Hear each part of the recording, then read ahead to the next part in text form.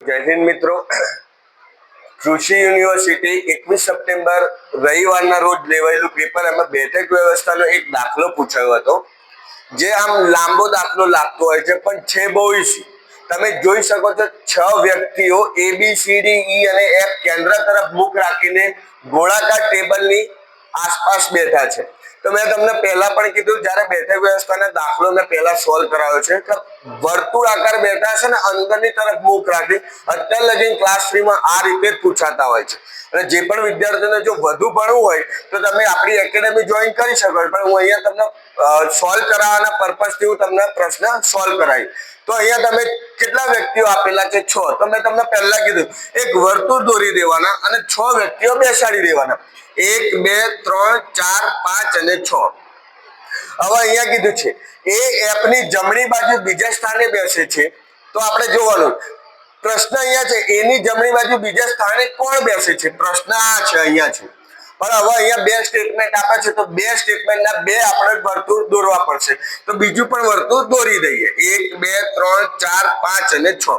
ચલો પહેલા સ્ટેટમેન્ટનું વર્તુળ અહીંયા લખીએ, તો એ F ની જમણી બાજુ બીજા સ્થાને છે। આપણે F અહીંયાથી લેશું તો જમણી ડાબી આપણને ફાવશે, તો આ બાજુ થશે એ આપણી કઈ થવાની જમણી સાઈડ, ને આ બાજુ ડાબી સાઈડ। એ F ની જમણી બાજુ બીજા સ્થાને, F ની જમણી બાજુ બીજા સ્થાને કોણ? A અહીંયા આપેલું છે બીજા સ્થાને। A અને D વચ્ચે માત્ર બે લોકો બેસે છે, A અને D વચ્ચે, તો અહીંયા બે લોકો ને અહીંયા બે, તો D ક્યાં આવશે? અહીંયા। અહીંયા લખ્યું છે A અને D ની વચ્ચે માત્ર બે લોકો બેસે છે। B એ D કે F નો પાડોશ, B એ D કે F નો નજીકનો પાડોશી નથી। જે B છે એ આનો કે આનો પાડોશી, D કે F નો પાડોશી નથી, એટલે B ક્યાં આવશે? અહીંયા આવશે। તો હવે અહીંયાથી સ્ટેટમેન્ટ જોઈએ તો A ની જમણી બાજુ, A ની આ જમણી સાઈડ છે, આ કહેવાય જમણી સાઈડ, તો A ની જમણી બાજુ બીજા સ્થાને કોણ બેસે છે? તો આપણે અહીંયા તમે નક્કી કરી શકો નહીં, કેમ કે બે વ્યક્તિઓ વધ્યા છે, એટલે આપણે અહીંયા શું કરી નક્કી કરી શકાય નહીં। સ્ટેટમેન્ટ 1 માં રિઝલ્ટ મળતું નથી, આપણને સ્ટેટમેન્ટ 1 માં રિઝલ્ટ મળતું નથી, તો સ્ટેટમેન્ટ 2 જોઈએ। તો સ્ટેટમેન્ટ 2 નું પણ એક આપણે વર્તુળ દોર્યું છે, ડાયરેક્ટ સેટ કરશું। A અને F ની વચ્ચે માત્ર એક જ વ્યક્તિ બેઠું છે, તો A અને F, તો પહેલા આપણે F અહીં લઈએ અને A અહીં લઈ શકીએ, કાં તો A અહીં લઈ શકીએ, કાં તો F અહીં લઈ શકીએ। એમની વચ્ચે માત્ર એક જ વ્યક્તિ બેઠું છે, આપણે સેટ કરી શકીએ છીએ। F અને B વચ્ચે ફક્ત બે જ લોકો બેસે છે, F અને કોની વચ્ચે? F અને B વચ્ચે। ચલો હું એમ કરું છું, F અહીંયા લઈ લઉં અને A અહીંયા લઈ લઉં, આપણે વિચારીએ, જો નહીં સેટ થાય તો અલગ કરશું।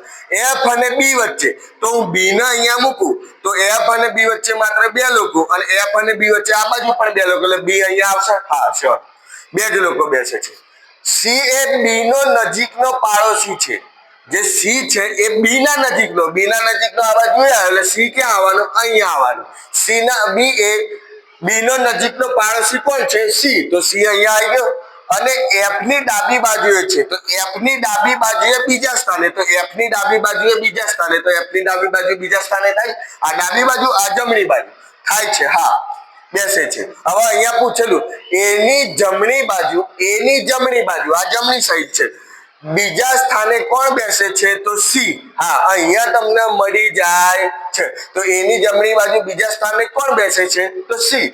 તો તમે અહીંયાથી નક્કી કરી શકો કે સ્ટેટમેન્ટ 1 માં કોઈ જવાબ મળતો નથી, પણ સ્ટેટમેન્ટ 2 તેનો જવાબ આપવા માટે રેડી છે, મીન્સ કે જે સ્ટેટમેન્ટ 2 તમે દોરશો તો એમાં તેમનો જવાબ મળી જાય। તો નીચે આપેલા જે પ્રશ્ન હતો, નીચે ABCD, એમાં જે જવાબ આવે છે એમાં શું હશે કે સ્ટેટમેન્ટ 2 એ જવાબ આપવા માટે પૂરતું છે, સ્ટેટમેન્ટ 1 જવાબ આપવા માટે પૂરતું નથી। તમે બે સ્ટેટમેન્ટના બે ડાયાગ્રામ દોરશો, તમને જવાબ મળી જશે। આ કૃષિ યુનિવર્સિટી 2025 માં હમણાં રિસેન્ટલી પૂછાયેલો પ્રશ્ન। જય હિન્દ, જય ભારત।